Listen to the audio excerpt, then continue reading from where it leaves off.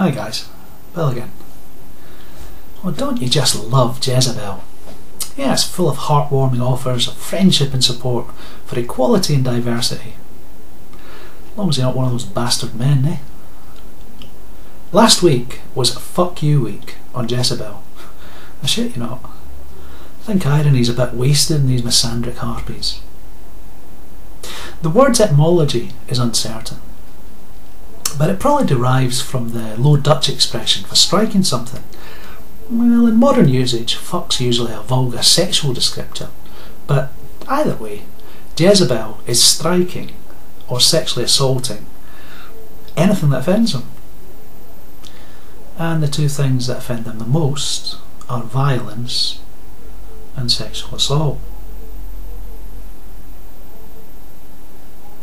I'll give you a link to Kate Harding's blog down below. Lovely girl. I wonder if she talks like she types. If she does, didn't she still kiss her mother with that mouth? She's big on rhetoric. She says that by and large, American feminists are really into equality. Go girl. She proudly proclaims this one paragraph down from saying that it's become difficult for any rational, compassionate person, I think she means feminist, to trust a man who claims that he's been screwed over in family court or abused by a female partner, even if he has. And that's because of the misogynist men's rights movement, apparently. There's a whole lot more, including numerous links to man boobs as misandric, lying pish. Yeah, for those of you who are lucky enough not to have come across this slimy, dishonest, disingenuous scumbag radfem, it actually calls itself man boobs. Can you imagine the feminist reaction to a blogger that decided to call themselves cankles or bingo wings or camel toe or moose knuckle or... yeah, you get the idea. Most of it's laughably funny, but there are limits. If you don't know who Tom Ball is, well, you ought to. The feminists often come out with these trite one-liners about how women had to jump under horses to get the vote, which is a gross misrepresentation of Emily Davidson's incompetent and reckless attempt to attach a banner to a racehorse. Well, nonetheless, she's a martyr to their cause. She was a woman, hell, she was the only woman, who actually died for the greater good, even if it was down to incompetence. Tom Ball was different. His protest was 100% intentional, and it went off without a hitch. It was a total operational success. Now, he made sure that nobody else was injured, but he inflicted the most gruesome suicide imaginable on himself. If you want to talk about martyrs, talk about a man so committed to his cause that he was willing to immolate himself, to burn himself to a screaming, agonising death, just to publicise the corruption and injustice that's rife and inherent in our courts all across the Western world today. There's a link down below to his final letter, which gives all his reasons in detail for doing what he did. Now, I don't agree with all of it, especially I don't agree with his call to burn down courthouses if that's what it takes.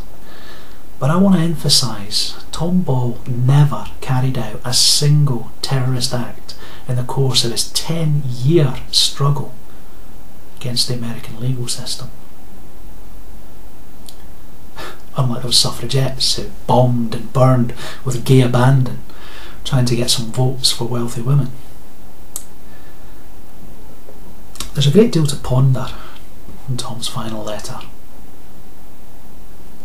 There's the abrogation of responsibility by every tier of the justice system. There's the fact that the final arbiter of a legal case was a poorly trained mental health worker. There's deeply flawed procedural problems with law enforcement. And there's more personal stuff. The complicity of his ex-spouse, who didn't have the strength of character to stand by him when it mattered the most, right at the start of this push, but who was quite happy to see him jailed for a few $1,000s just a few years later. It's painful reading, but it's worthwhile. Some of the reporting was a bit questionable. A wealthy Boston Globe reporter couldn't see why he didn't just pay up. He slanders Tom's memory, calls him too proud and stubborn to see sense, instead of understanding that he was too principled not to fight against such blatant injustice. And it's easy enough to do when you live in a white bread, middle class, blue pill world, bought and paid for by the efforts of men like Tom. But even that pales beside Kate's take. From that essay, from 10,601 words damning the entire family court system, all that Jezebel chose to note is a comparison Tom made between America now and Germany during the rise of Nazi power. That she completely fails to understand the significance or the relevance of the reference goes without saying. She hasn't got a clue what it was he was trying to get across. But I think even if she did understand the historical significance of what Tom was writing, I honestly believe she'd still misrepresent it just to justify her little hissy fit. And at the end of it, without even cracking a wink, she ends on this note. The simple fact is, most men don't beat, rape or resent caring for their own children.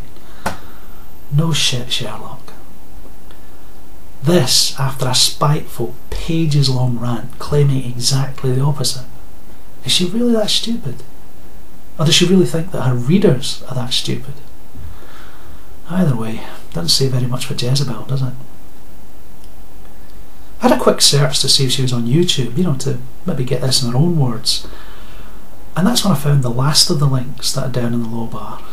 Now, it's not quite my sentiment, but I think it's appropriate enough under the circumstances. Enjoy, peeps. Laters.